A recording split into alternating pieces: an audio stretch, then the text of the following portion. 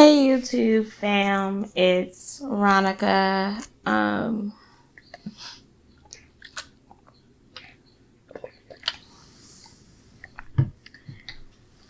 Wow.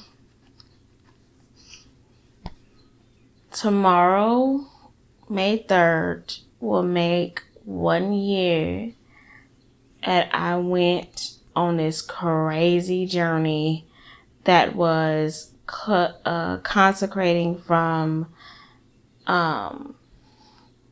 secular music.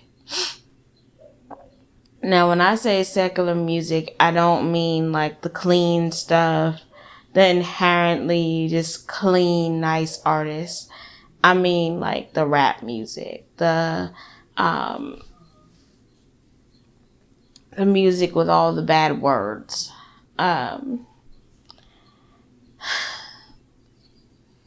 I have been seeing videos. Seems like my For You page on TikTok was flooded with videos about how, as a Christian, we should not be listening to that sort of music. And normally I would ignore those videos and keep scrolling. But then it went to artists that you could listen to in place of secular. And the more and more of these videos I saw, the more I'm like, okay, Jesus, you clearly are wanting me to do something about this.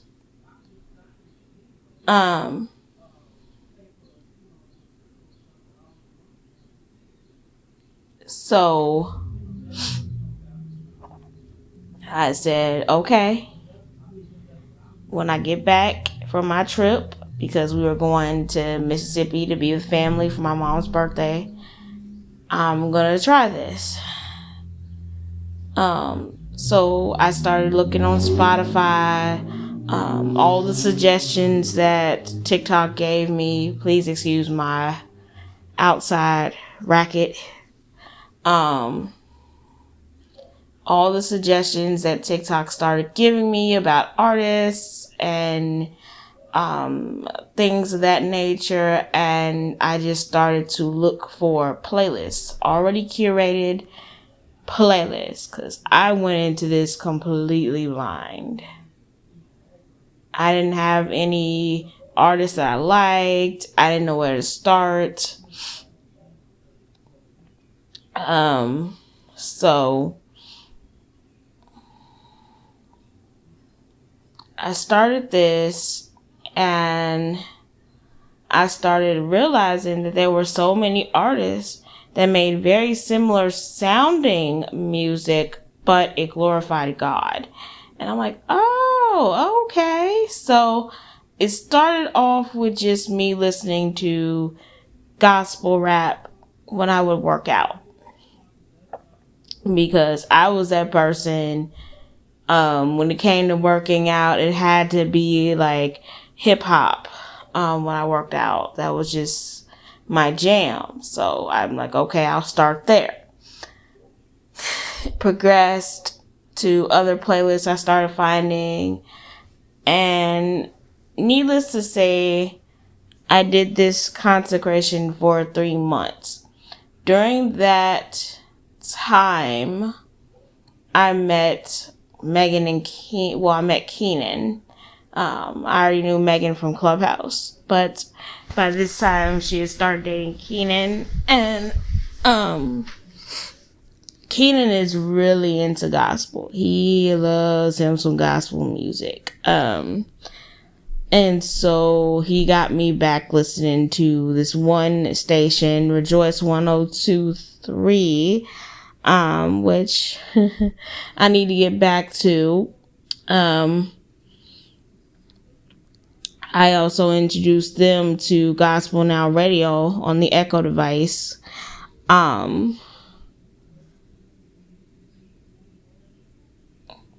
so that definitely helped. Also, when it came to, because I know it's a question I'm going to get asked, events, going out, Did you not go out? How did you tackle that without getting conviction? The way I did it was, like, let's say I was going to my aunt's house for a cookout or something.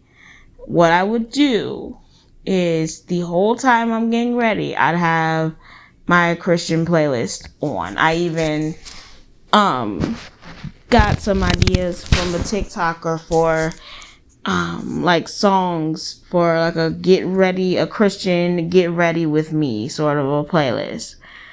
So I would have that on from the time I got in the shower, brushing my teeth, getting ready. Then in the car on the way to wherever, I would have my earbuds in playing Christian music. One of my favorite artists that I discovered was Alex Jean. So I'd have his music playing in the car on the way and also on the way back. And I was able to then enjoy my family gatherings with other music being played, secular music being played, and not be convicted and not be a stuck up holy roller, stick in the mud, a pain to be around. Because if you've ever been around people like that, you know they are a massive pain to deal with.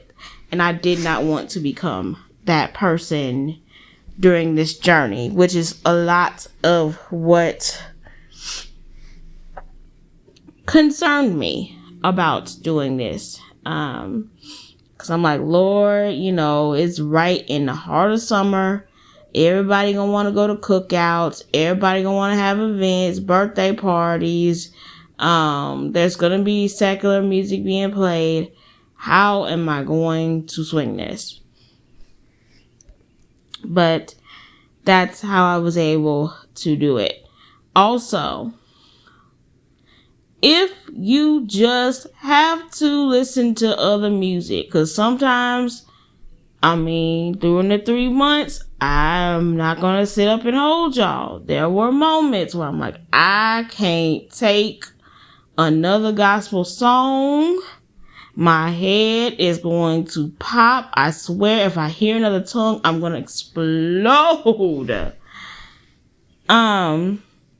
So my advice, if you get to that point, is just do clean tracks, clean versions of the songs that you miss. But don't do it for too long. Get back to your consecration. I might, one part of the day, Jesus will let me slide with the clean music, but then it was like, okay, wrap this on up, So that's another little trick.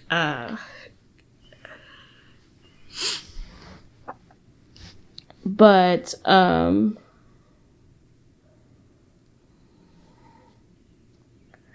overall, it was definitely a challenge for me because I did not realize how comfortable I was with playing other music, and how I felt like I needed to do that to fit in and to have friends, and I still feel like that from time to time.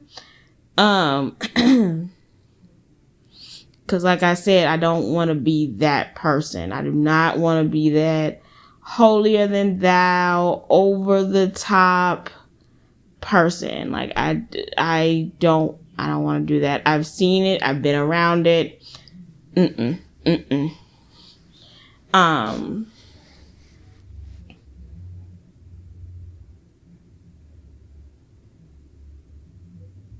But yeah,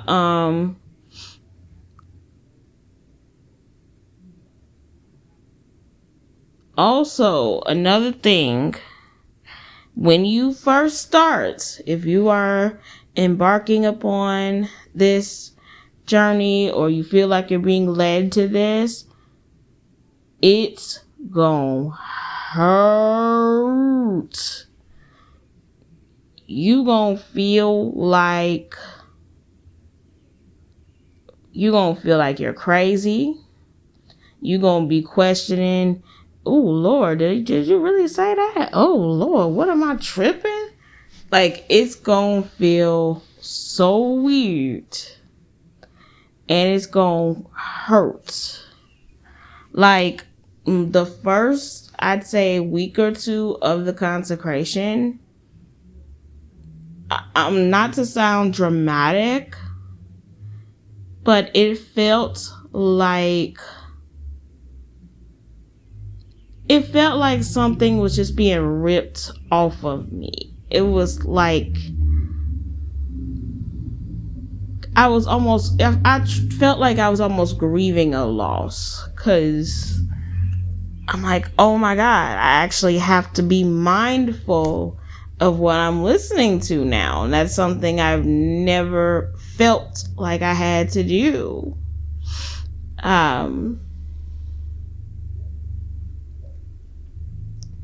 So be prepared to question God a lot. Be prepared to feel like you have lost your mind. Also, do not, I don't care what these holy roller tongue talking, I've been saved for 30, 40, 50, 100 years, people tell you. Do not go from secular music straight to gospel music cold turkey. You will burn out. You will burn out. I've done it so many times. I've made so many attempts at this consecration right here over the years. I tried giving up rap music and stuff for Lent. Like all types of things. But the one thing that gave this one staying power, in my opinion, is instead of going from rap music with all the cussing to straight up gospel, tongue talking, ugly crying music, I was like, no, we gonna ease our way up and through there. So I started looking for, okay, like I said, I love hip hop music when I work out.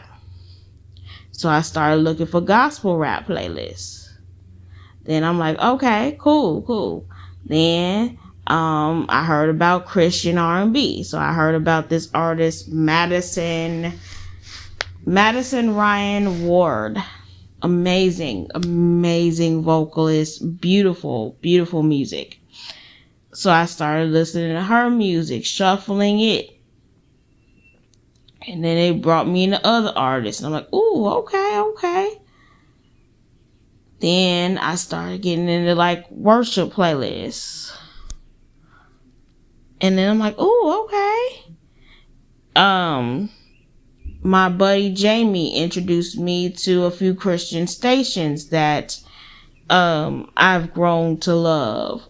Way FM, the Joy FM, Air One, K-Love, Family Life Radio, I think is what it's called. But I started listening to that. Actually, my Echo device, my alarm at 8 o'clock in the morning, my alarm is set to Air One, because I have discovered that waking up to worship music really gets my day going. So I do that. But yeah, like baby step your way into it. Do not, like I said, I don't care what these holy rollers tell you. I don't care what these prophets and prophetess tell you. If you listen to secular music 99% of the time, and you jump from that to gospel, you are going to burn out. You might get a good week, 2 or 3 days out of it, and you're going to crash and burn. Don't do it.